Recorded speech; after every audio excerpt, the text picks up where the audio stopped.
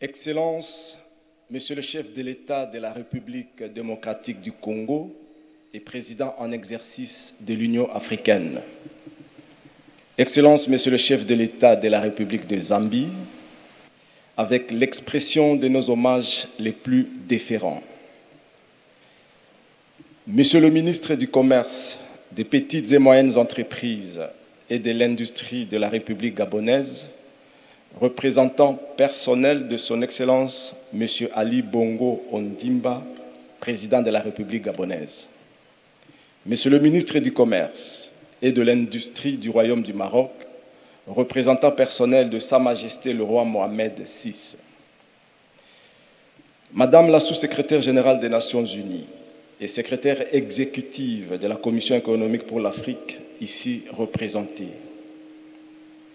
Honorable président de l'Assemblée nationale et du Sénat, Monsieur le Premier ministre, Messieurs les membres du bureau du Conseil supérieur de la magistrature, Monsieur le président du Conseil économique et social, Messieurs les présidents des institutions d'appui à la démocratie, Messieurs les membres du corps diplomatique, Mesdames et Messieurs, distingués invités. Sous l'impulsion de son Excellence Félix Antoine Tshisekedi Tshilombo, président de la République démocratique du Congo et président en exercice de l'Union africaine, nous allons assister dans quelques instants à l'ouverture officielle du DRC Africa Business Forum 2021 sous le thème « Développer une chaîne de valeur régionale autour de l'industrie des batteries électriques, d'un marché des véhicules électriques et des énergies propres ». 3 temps forts marqueront la cérémonie de ce jour, à savoir 1. La prise de parole des personnalités ci-après. Mot de bienvenue et présentation de l'étude sur le coût de production des précurseurs des batteries en République démocratique du Congo par le ministre de l'Industrie de la République démocratique du Congo. Suivra ensuite l'exposé du chef de la section métaux et mines de Bloomberg. Puis viendront les allocutions respectives du président de la Fédération des entreprises du Congo, qui sera suivie par celle du ministre des Finances, pour finir enfin avec celle de Madame la ministre des Mines.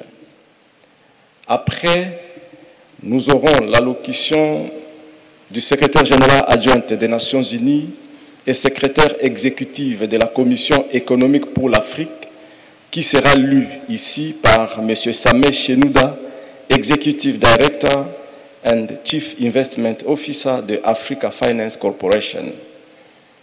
Viendront ensuite des brèves allocutions des représentants des chefs de l'État du Gabon, puis du Royaume du Maroc, qui sera suivi par celle de son Excellence, Monsieur le Président de la République de la Zambie.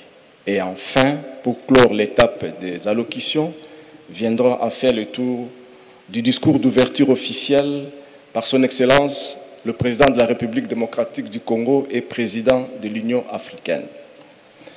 Le deuxième temps fort sera consacré au dialogue politique présidentiel sous le thème « Créer l'espace politique et un climat des affaires propice à une chaîne de valeur et un marché des batteries, des véhicules électriques et des énergies renouvelables en Afrique ».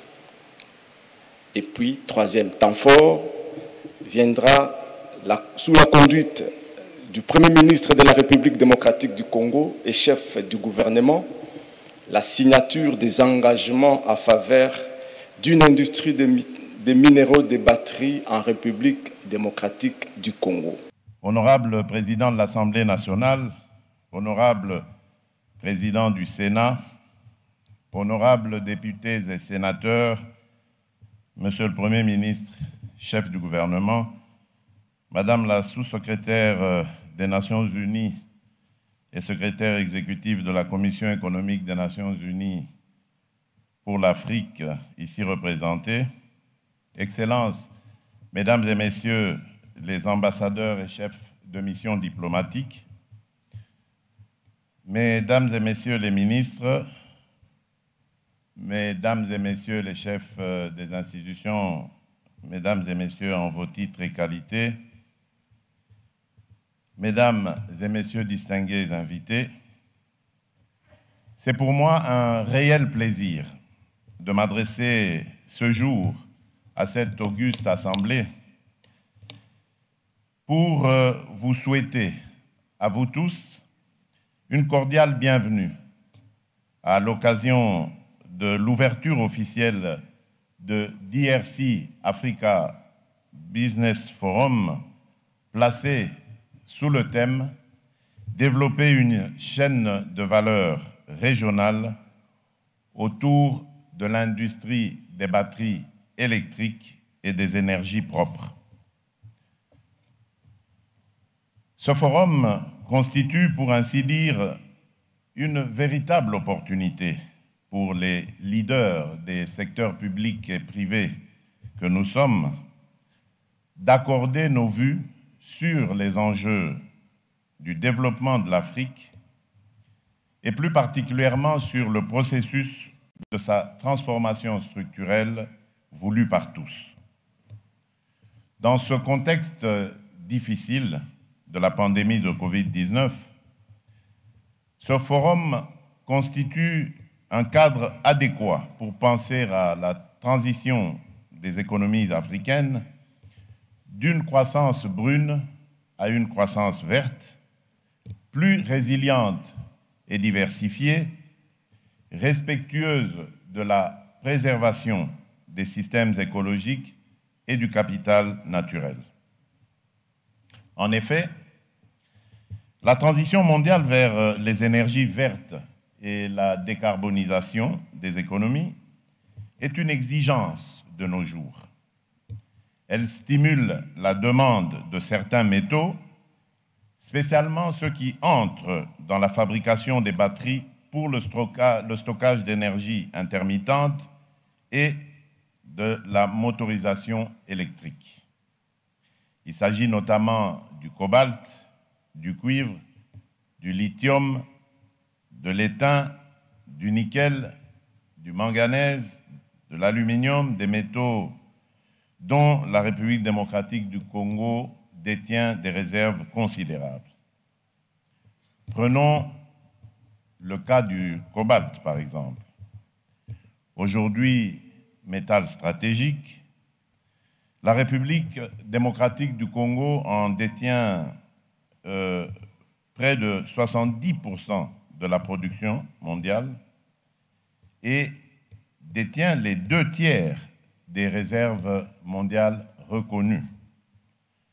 Son sous-sol est ainsi doté d'importantes ressources minérales pouvant contribuer au développement des énergies propres, ce qui place le pays dans une position stratégique pour jouer un rôle de premier plan dans cette nouvelle perspective orientée green et permettre éventuellement la concrétisation de la célèbre phrase déjà dite ici par le président de la FEC qui paraphrasait Frantz Fanon, je cite, « L'Afrique a la forme d'un revolver dont la gâchette se trouve en République démocratique du Congo ». Effectivement, l'Afrique est sans doute le continent le mieux doté en termes de richesse naturelle. Elle possède à elle seule plus de 60 types de minerais différents, totalisant ainsi 1/3 des réserves de minerais mondiales, tous minerais confondus.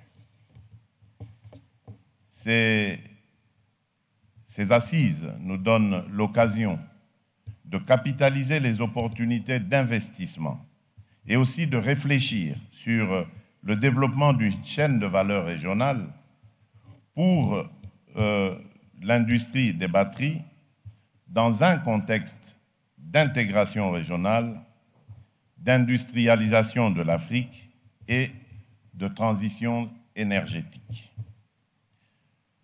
Le continent africain devrait améliorer l'intégration du secteur extractif aux autres secteurs de l'économie en vue de créer une véritable chaîne de valeur et de promouvoir son industrialisation.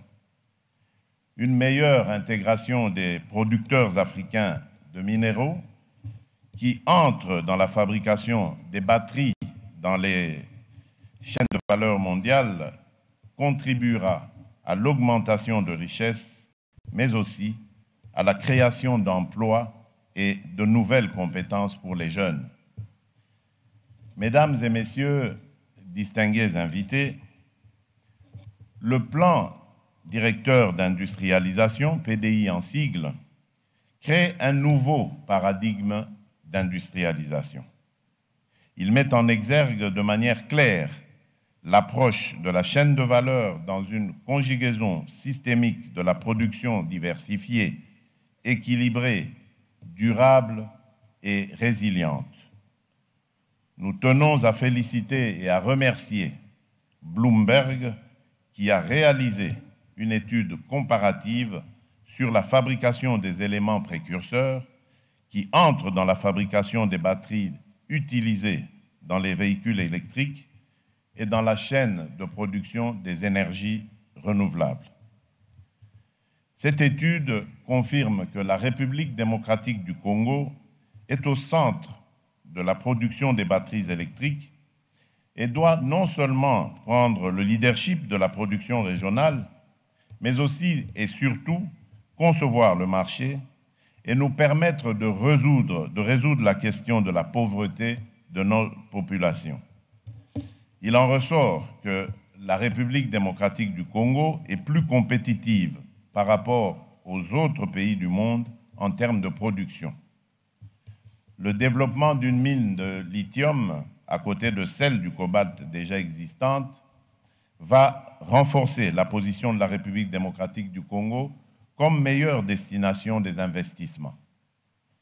Mesdames et messieurs, distingués invités, du haut de cette tribune, je voudrais inviter mes homologues africains à saisir l'occasion qui s'offre à notre continent, celle de construire ensemble l'industrie des batteries électriques, dont le marché des véhicules représente 8,8 milliards de dollars américains représentera 8,8 milliards de dollars américains d'ici 2025 et 46 000 milliards en 2050.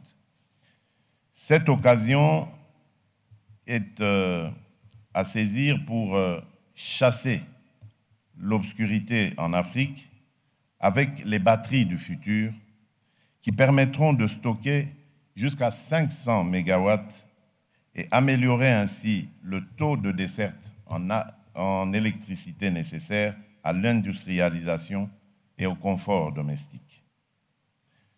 Permettez que je salue la présence dans ce somptueux cadre du Palais du Peuple de nos différents partenaires techniques et financiers disposés à s'impliquer dans la mise en œuvre rapide de ce majestueux projet de production des batteries électriques et insérer l'Afrique en tant que leader dans le vaste marché des véhicules électriques et des énergies propres.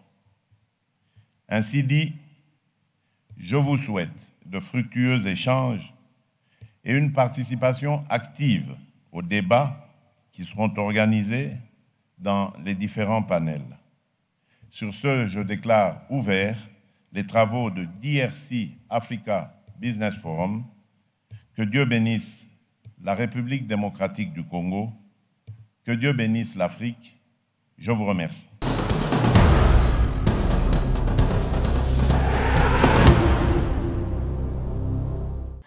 Monsieur le Président, est-ce qu'on doit croire vraiment ce qu'on a entendu? Est-ce que vous pensez que dans ce pays, la République démocratique du Congo, on va enfin fabriquer des batteries électriques pour cette transition écologique qui s'impose? J'ai une voiture électrique et je rêverais que ces batteries arrivent d'Afrique. Est-ce possible et dans combien de temps? Bien. Merci Alain Foka. Vous avez toujours été assez particulier comme journaliste et j'aime ça, c'est un compliment, croyez-le. Merci. Parce que vos plaidoyers pour une autre Afrique, pour un changement de narratif et de paradigme touchent tout Africain conscient de ce que ce changement doit devenir une réalité. J'apprécie énormément ce que vous faites. Merci beaucoup, Monsieur le Président. Cela dit, j'aimerais vous répondre en disant, bon, vous allez peut-être vite en besogne, mais croyez-moi, la détermination est là pour voir plus de participation de l'Afrique en général, mais de la République démocratique du Congo en particulier, dans le développement de la chaîne de valeur pour la production de batteries électriques. Nous en avons les atouts, je l'ai toujours dit. Nous sommes un pays béni qui, par ses atouts, peut apporter des réponses aux questions qui se posent actuellement dans l'économie mondiale. Et je compte vraiment faire saisir cette opportunité, non seulement à mon pays, mais également à mon continent. Hier, nous avons beaucoup échangé avec mon frère, le président Hakainde Hichilema, sur la nécessité de nous mettre ensemble. Et ici, on parle de 8 pays. Hier, nous parlions de nos 2 pays respectifs. La nécessité, disais-je, de nous mettre ensemble pour être plus forts. Vous vous souvenez, l'Union européenne, qui est aujourd'hui une force, a commencé par un traité de quelques pays sur le charbon, donc une ressource naturelle. Et à partir de là, ils ont développé tout ce que nous voyons aujourd'hui, qui a fait leur force. Et donc, c'est cela, c'est à cela que je voudrais que nous en arrivions, nous, Africains, parce que nous avons des réponses, comme je l'ai dit, aux questions qui se posent actuellement au monde, question du changement climatique, question des énergies propres. Et je pense que si nous y mettons du sérieux, parce que très souvent, nous, Africains, nous avions toujours eu des positions, j'allais dire, plaintives, en pensant que le méchant blanc, le méchant occidental ou autre, ou chinois, ou que sais-je, ne veut pas qu'on se développe, ne veut pas que nous devenions plus riches, veut nous maintenir dans notre pauvreté. Je crois que tout cela, ce sont des clichés et c'est totalement faux comme raisonnement. Ce sont des partenaires, mais en tant que partenaires, ils ne peuvent que venir avec ce qu'ils proposent comme, j'allais dire, comme part à ce partenariat. Et c'est à nous de faire le reste. Au lieu de se plaindre, c'est à nous de nous positionner de telle sorte que ce partenariat soit gagnant-gagnant. Or, ce qui s'est toujours passé, ce n'est pas le cas. Et ce n'est pas à cause de ces puissants, de ces multinationales, c'est à cause de nous. Parce que nous n'avons pas une vision globale des intérêts de l'Afrique, de nos populations. Nous avons toujours une vision égoïste. Et c'est ça qui a toujours fait notre faiblesse. Et voilà pourquoi je vous disais tout à l'heure qu'en parlant avec mon homologue zambien hier, nous avons évoqué la nécessité de nous mettre ensemble, c'est-à-dire de mettre nos intérêts ensemble et de regarder à ces intérêts-là, à comment les fructifier, à comment les solidifier pour être des partenaires qui vont aller dans une coopération d'égal à égal avec ceux qui viendront. Donc, vraiment, moi, je suis confiant parce qu'il y a aujourd'hui un vent d'espoir qui souffle sur l'Afrique.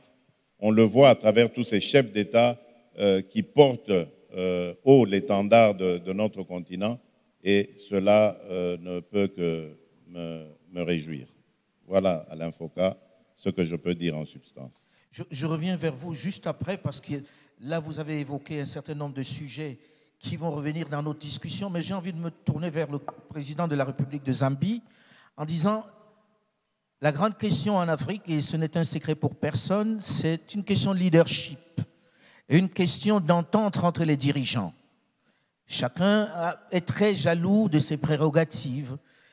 Je ne veux vexer personne en disant qu'il y a des pays qui sont voisins, qui ne se fréquentent jamais. Ou pour passer d'une ville à une autre, on doit prendre les visas. Suivez mon regard. Est-ce qu'on peut véritablement aujourd'hui penser que vous êtes une génération de chefs d'État qui allez vous mettre ensemble, parce que comme dit le président Tshisekedi, ça ne se fera qu'ensemble. Et on a toujours profité de la division pour, on va dire, piller ces richesses-là et que nous empêcher de nous développer. En tout cas, nous nous sommes empêchés de nous développer parce qu'on ne s'entendait pas. Avez-vous le sentiment qu'aujourd'hui, les feux sont verts pour qu'ensemble vous vous entendiez? Parce que je ne dois pas cacher que je m'attendais à avoir un peu plus de chefs d'État ici pour parler de ça aujourd'hui. Thank you very much. I think President Tshisekedi has covered a lot of ground, and I would like to agree with him in the summary that he has given, the narrative that he has given. I believe Africa now must come of age. Our countries must come of age. Our countries must begin to understand that maybe in the past we looked at more from the competitive angle. We can do a lot more by looking at each other from a complementary angle. And it's extremely important that we do things slightly differently this time round, but better. I mean, if you look at the story of Africa, it's a story of not able to negotiate with the global community better so we can structure transactions that will really deliver substantial value to our people. But part of that, as in my view, perpetuated itself because of a divisive behavior, because of being inward-looking, rather than being outward-looking for greater inward benefits. That's an English phraseology, right? You can actually achieve more by working together. But it is clear, even countries that are resource-rich, like we are, over years, have not achieved their full potential. Part of it because of things that we can deal with ourselves, such as what? I've talked about cooperation already. 1. 2, we need to maintain peace and stability in our countries. So when we feel unstable, citizens feel unstable, I think we digress our minds, our intellectual capabilities from focusing on challenges, how to deal with those challenges, and that we have a lot of answers amongst ourselves.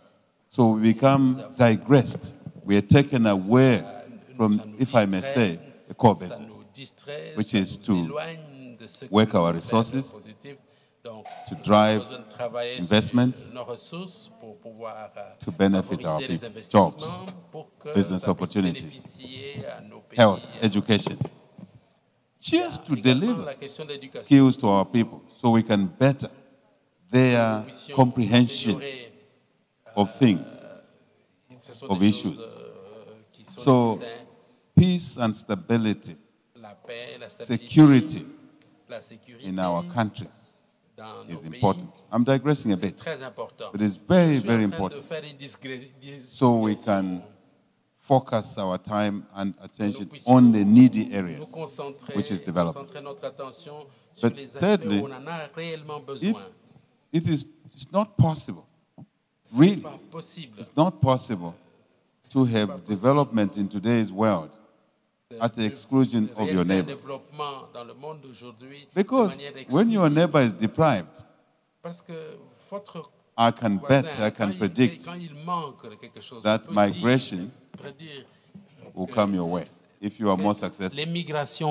Additional social burden. We have seen in the context of South Africa that South Africa has been relatively more developed than a number of countries on the continent. And what have we seen? Migration into South Africa, creating a social stress there. Ça crée un stress, unnecessary perception of competition. Une perception qui n'est pas nécessaire du tout de compétition. So it is in our interest parce que c'est dans nos intérêts to look at our individual countries, the needs of our people, but also the needs of the region and Africa. Is it a surprise that the European Union decided to come together? It's not a surprise. It is a logical progression. The idea is to lift the welfare of all of the members. And we can do it here, given the resources that we have, given the subject that we are discussing here, in terms of how we can add value to our raw materials and earn more. When we earn more, obviously through attractive business policies, visions, leaderships, I must say, I'm not shy to say that leadership is crucial. On this continent, good leadership is crucial for the development of our country. And if we have a shared vision, it makes our job much easier. It actually makes democracy entrenched. People-to-people relationship, business-to-business relationship, importing and exporting from each other, great, mutually beneficial. Makes us more successful and more stable. Stability is important. Thank you very much. Donc la stabilité, je l'ai Merci. dit. Alors, avant de revenir à Madame, puisque je vais lui poser une question dans un instant, je voudrais poser la question au ministre du Gabon qui représente ici le président Ali Bongo Ondimba. Il me souvient que cette idée était une idée séduisante pour lui, qui disait déjà, et si on pouvait transformer chez nous. Quand il vous envoie, c'est pour que vous veniez prendre des cours un peu pour ce que vous allez faire chez vous, ou bien c'est dans le cadre de la coopération? Ah. Merci. Dans le domaine du bois, c'est vrai. Je remercie le président Tshisekedi qui m'a effectivement prêté ces mots. Merci, très humblement. Oui, effectivement, ça rejoint ce que vous disiez tout à l'heure. Ces éléments-là ne sont plus du domaine simplement du rêve. Dans le domaine du bois, par exemple, le Gabon, pendant presque un siècle, a exploité du bois, simplement le coupant, en mettant les grumes et exporte. En 2001, nous avions mis en place un code forestier pour pousser à la transformation. Jusqu'en 2009, le président Ali Bongo Ondimba, arrivant au pouvoir, constate que malgré cette batterie de lois, cette volonté, ça ne bougeait pas. Donc, un siècle, on coupe le bois, on met dans les bateaux en grumes. Il a pris une décision, simplement d'interdire l'exportation. Mais il ne s'est pas arrêté là, et je tiens à le dire aussi, parce que les choses ne sont pas aussi simples qu'elles paraissent, elles sont complexes. Le président de la République, Ali Bongo Ondimba, non seulement il a pris cette décision d'interdire l'exportation de grumes, mais il a mis en place une politique conséquente en installant une zone économique spéciale, en mettant en place des guichets uniques qui ont permis effectivement de sécuriser, rassurer les investisseurs, lesquels ont investi massivement. C'est plus d'un milliard. La zone spéciale d'un coq. D'un coq. Et c'est ça effectivement qui a permis de débloquer le compteur. Aujourd'hui, le Gabon va jusqu'à la 3e transformation. Le Gabon est premier producteur de contreplaqué au niveau africain. Bref, cette histoire est toujours on the way, comme disent les anglo-saxons. Mais au-delà même de la question du Gabon, vous avez vu, regardez ce qui s'est passé en Côte d'Ivoire et au Ghana avec le cacao. 2 pays qui sont parmi les plus grands producteurs mondiaux de cacao. Qu'est-ce qu'ils ont décidé de faire à un moment? Ils se sont unis pour faire fléchir le marché. Le marché a fléchi. Vous avez vu que les prix du cacao ont été bonifiés. Ça veut dire qu'il y a une idée de fond derrière. Jusqu'à présent, nous avions pensé que le pouvoir appartient simplement à celui qui a des capitaux ou la technologie. Mais ces exemples montrent aussi que le pouvoir appartient aussi à celui qui a la matière première. C'est le capital naturel. Et ça tombe sous le sens. J'ai envie de me tourner vers Mme Bineta Diop, qui est l'envoyée spéciale pour les femmes, la paix et la sécurité de la Commission de l'Union africaine. Lorsque vous écoutez tout ceci, qui a besoin d'un cadre de paix, avec la participation de ceux qui représentent 51% de la population, qu'est-ce que vous avez envie de dire? Merci beaucoup, Alain, pour cette question et de m'avoir interpellé la dernière après avoir écouté tout le monde. Mais aujourd'hui est un jour mémorable, très important. Aujourd'hui et demain, je ferai le lien avec ce qui se passe dans cette salle aujourd'hui et ce qui se passera demain. La RDC est en train de changer le narratif que nous avions, qu'on entendait partout. Mais pas seulement le narratif du pays, mais également le narratif de l'Afrique.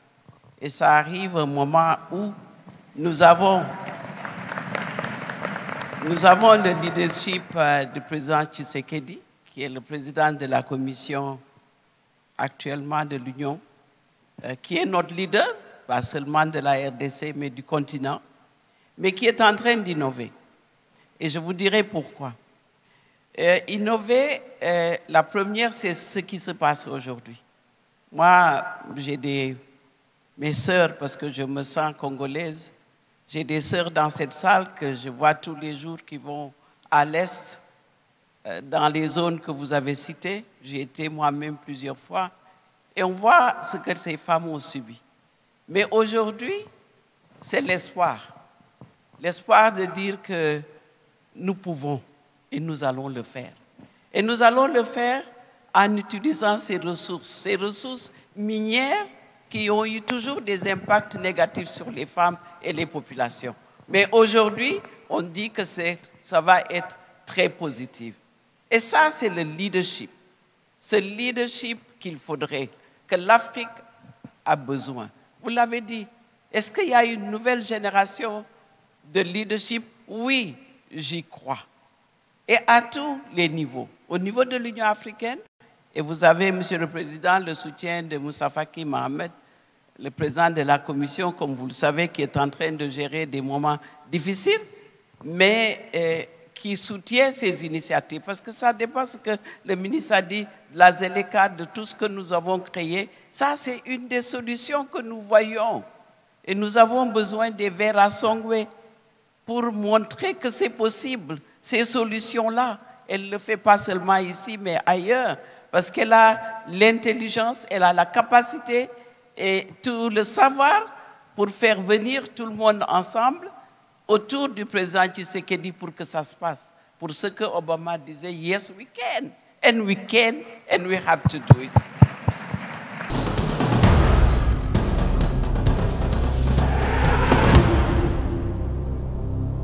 La question est de dire, à chaque fois où on parle, on dit, oh non, les Africains n'ont pas les moyens de s'y lancer. C'est des gros capitaux, c'est des grands investissements. Alors j'ai envie de me tourner vers les financiers qui sont ici. Est-ce que c'est possible que des grandes entreprises puissent le faire et que ne puissions pas, 1,2 milliard de personnes, nous mettre aussi à avoir des usines de transformation, à être dans cette chaîne de valeur? La question s'adresse à monsieur le patron de Afreximbank. Est-ce que pour vous, ça se justifie, le fait qu'on puisse dire ce n'est pas pour nous? Thank you very much, Master of Ceremony.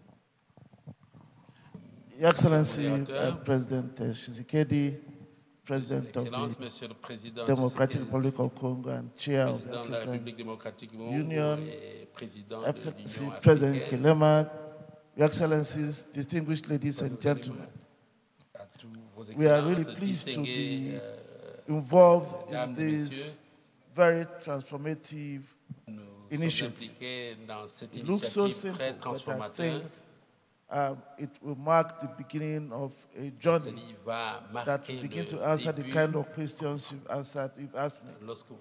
So I must thank our sister, Vera Songwe of UNECA, for involving us in this project.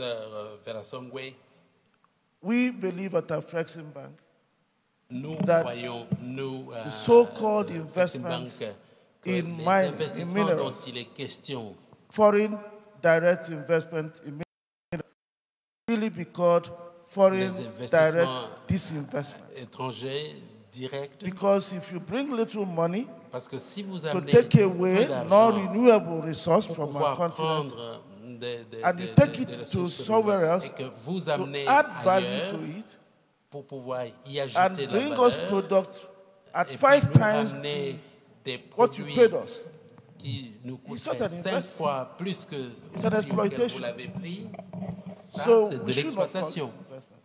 And that's why we are focused on working under the AFCFTA platform dans le cadre de cette plateforme, make sure we put in place a rules of origin que nous puissions mettre des under règles the d'origine, protocol, to make sure we have a rules of que nous origin puissions respecter ce that protocole will enable the emergence of regional supply chains. pour To make sure we favoriser la promotion d'une rules of origin chaîne that is specific to fourniture the de valeur. automotive industry. Because the automotive industry Parce que l'industrie automobile has the potential of creating a le a lot of potentiel jobs and d'apporter beaucoup de confiance promoting industrialization. et d'apporter de l'industrialisation. A car has 30,000, a vehicle has 30,000 components and parts. Parce que dans une voiture, il y a environ 30 pièces ou composantes différentes. So unless we focus on it, we will not be able to do all the things we are saying here. Il faut que nous puissions nous The concentrer value là-dessus, chains sinon we are nous ne talking serons pas en about. mesure de faire toutes les choses dont nous sommes en train de parler And ici. that is why we C'est think, la raison pour as laquelle President nous, Hikilema said, that at a continental level, Martin, au niveau continental, we should have a nous platform, devions a avoir regulatory platform une that plateforme supports réglementaire what we are qui doing here soutienne today. ce que nous sommes en train de nous dire ici. We have also gone ahead to Nous provide grant allons financing aller l'avant that we and the UNECA are using pour que nous, to support the African Union le UNECA, en soutien develop à an automotive strategy. l'Union africaine, de pouvoir soutenir cette tendance vers l'industrie automobile. We've also then put in place as a bank Nous a allons donc $1 billion facility mettre en place en tant que working banque very closely les facilités qui puissent permettre aux gens de travailler de manière très rapprochée. Association of African Automotive Manufacturers, Pour qu'il y ait une association des fabricants automobiles au niveau du continent. the AFCFTA Secretariat, Il y a and the Council of Ministers of Trade. le secrétariat, la zone de libre-échange et le conseil. The facility covers La facilité devra couvrir grant financing, which gros financement which countries are using now to develop their own automotive policy. ce que les pays utilisent pour réaliser le développement dans le domaine automobile au niveau de leur pays. It is important policy C'est très with important the continental strategy. que nous puissions avoir une stratégie au niveau continental. Une initiative transformatrice. Qu'est-ce qui est à l'origine de cela? Est-ce la prise de conscience de l'institution où vous travaillez, les Nations Unies, ou est-ce une urgence ou le fait que, bon, il y a une Africaine qui était à la place, qui savait ce qui se passait sur le continent et qui y croit? Je veux d'abord commencer par remercier Son Excellence, Monsieur le Président de la République fédérale démocratique du Congo. Évidemment, Monsieur le Président de la Zambie, d'abord présenter peut-être mes félicitations, c'est la première fois, Monsieur Chilema, d'être là, et tous les partenaires qui sont ici aujourd'hui. Vous avez bien parlé d'un périple. Je viens de l'Éthiopie ce matin. Je ne pouvais pas venir hier à cause de la conjoncture politique, mais je crois que nous sommes directement dans ce sujet. Évidemment, il faudrait, après 70 ans, que l'Afrique passe des débats politiques aux débats économiques. Et je crois qu'aujourd'hui, nous sommes sur la terre, je pense, de Patrick Lumumba, qui a déjà fait le combat politique. Nous avons besoin aujourd'hui que M. le Président Tshisekedi fait le combat économique. Et ce combat économique, nous pensons, ça passe par le cobalt. L'idée était très simple. Je pense, nous disons toujours, et nous avons tous fait ces discours qui disent le Congo a 70% de cobalt, le Congo peut électrifier l'Afrique, le Congo peut nourrir l'Afrique. On disait toujours ça, mais je crois que ce qui fait la différence avec cette conférence aujourd'hui, c'est que nous ne sommes pas dans les possibilités, nous sommes dans l'actuel. Nous nous disons, nous avons rassemblé les financiers, la GECAMIN, nous avons rassemblé le président de Bosch, si vous ne savez pas. Je crois que nous avons passé toute cette année en attendant. Toyota va passer aux véhicules électriques. Tesla y est déjà. Et donc, on a 50 millions de voitures qui sont attendues électriques d'ici 15 ans. Où est la place du Congo? Où est la place de l'Afrique? Nous avons deux atouts. Nous avons la ZLECAf, la zone de libre-échange économique continental africain, avec évidemment le président zambien, mais nous avons le Congo. Nous avons la RDC avec tous les atouts qu'elle a. Je suis sûre que vous avez déjà entendu tout ce chiffre, mais aujourd'hui, le PIB, le produit intérieur brut de la RDC, et c'est là où est venue l'idée. J'étais en train de préparer un discours, je me suis rendu compte 60 000 milliards. Mais l'exportation du cobalt, 11 milliards. Le processus de batterie de fabrication, 261, et les voitures, 1,7 trillion, 1000 milliards. Il ne faut pas être scientifique pour réfléchir. Aujourd'hui, nous avons le concours de son Excellence le Président de la République, M. Tshisekedi. Je lui remercie parce qu'on a toujours des idées. Mais je crois qu'à la Commission économique pour l'Afrique, il faut faire des idées en action. Il faut les concrétiser. Si nous n'avons pas le concours du président, nous ne l'aurons jamais fait. Mais c'est un concours qui est bien tombé parce que M. le Président vient de Glasgow, où tout le monde parle de cette transition énergétique. Vous et moi, nous sommes déjà partis quelquefois à Ingadam avec le président pour faire cette énergie renouvelable avec Inga. Mais je crois qu'ici, nous sommes en train de leapfrog, comme on dit en anglais. On va faire, oui, l'Inga, et ça reste toujours le rêve africain, mais en même temps, on va s'insérer aussi dans cette chaîne de valeur mondiale et que cette chaîne de valeur mondiale va commencer en Afrique. Et je crois que c'est ça qui change la donne aujourd'hui en Afrique. C'est comme ça que nous passons de ces discours politiques à une Afrique économique qui rend la prospérité à ses citoyens. Je me tourne vers le représentant du roi du Maroc, son Excellence, Sa Majesté Mohamed VI, vous le représentez ici.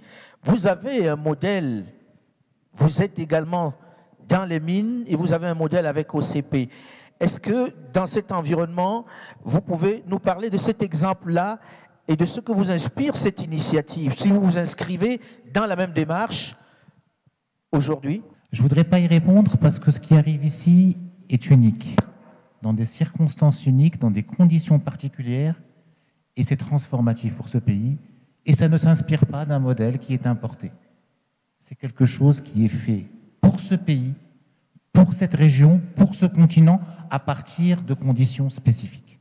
Donc un modèle OCP ou un modèle norvégien ou un modèle malaisien ne s'applique pas forcément ici. C'est un modèle congolais pur, qui est fait pour le Congo, qui est fait pour la RDC et qui va réussir en RDC. Le deuxième aspect de mon intervention, c'est pour répondre à votre interpellation en début de session de dire en mots simples, pour ceux qui sont 120 mètres sous terre, comment leur dire que ce n'est pas une réunion de plus. Que c'est quelque chose Absolument. Que c'est quelque chose de transformatif. C'est quelque chose de transformatif. D'abord, il y a des conditions. Toutes les briques sont là. Les briques technologiques, la brique politique, avec un sponsorship fort, la brique financière, la brique des intrants, les infrastructures, tout le monde est mobilisé et c'est un bonheur de voir, par exemple, le ministre des Finances du pays expliquer le modèle économique et le modèle macroéconomique d'atterrissage d'un projet structurant. La BADEA aujourd'hui, dans cette aventure, comment elle s'inscrit? Est-ce qu'il peut y avoir la participation des banques africaines, comme on le disait pour Afrexim Bank tout à l'heure, dans cette démarche de transformation? Est-ce qu'on en a les moyens?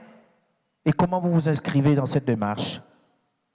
Je voudrais tout d'abord saluer le leadership de son Excellence, Monsieur le Président, qui a réellement montré qu'on peut changer en changeant le paradigme.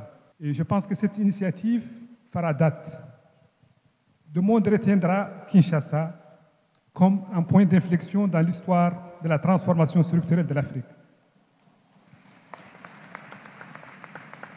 Je voudrais aussi féliciter le président de la Zambie pour sa vision de l'importance du partenariat entre pays africains et entre l'Afrique et ses autres partenaires. Pour revenir maintenant à votre question, le fait que l'Afreximbank, la BAD, la CEA, la Société financière africaine, EFC, la BADEA se mettent ensemble déjà, ça montre que l'Afrique a les moyens de financer ses projets et a les moyens de mobiliser les ressources sur les marchés internationaux. Et je pense que l'initiative aujourd'hui qui est lancée à partir de Kinshasa permettra à toute l'Afrique de se réveiller et de voir quelles sont les autres chaînes de valeur qui pourront être transformées et les grandes chaînes de valeur mondiales dans lesquelles l'Afrique peut s'insérer. Pour ce qui est du financement du projet en question, déjà, l'étude Bloomberg a montré que l'endroit sur la planète où il est le plus profitable d'investir dans la chaîne de valeur électrique, des véhicules électriques, des précurseurs des batteries, les batteries, c'est la République démocratique du Congo. Rien que sur un plan purement financier, sans sentiment, tout le monde a intérêt à venir ici, à investir ici. C'est une question très simple. Quand le coût représente les tiers du coût sur d'autres cieux, c'est évident que le profit va être encore beaucoup plus important qu'ailleurs.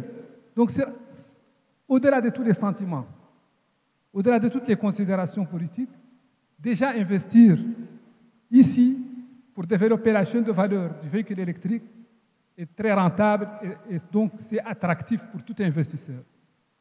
Maintenant, quel sera le rôle des banques de développement africaines, la BADEA, la EFC, Afreximbank et nos autres institutions sœurs? C'est notre capacité de mobiliser. D'abord, nous avons travaillé ensemble avec la CA pour l'étude de Bloomberg. Monsieur le Président, juste une question. Après avoir écouté tout ce poids qui vous pèse dessus, avec tout ça, on a envie de dire, on se donne rendez-vous dans combien de temps pour voir ce qu'on vient de dire? Vous avez lancé la machine, tout le monde est content de voir la machine lancée. On a envie de revenir dans combien de temps pour se dire, ah, le président Tshisekedi a initié, c'est en marche? Moi, le plus important pour moi, c'est de pouvoir commencer. Donc, et pour commencer, c'est maintenant, après ce forum. Parce que c'est ça qui est important.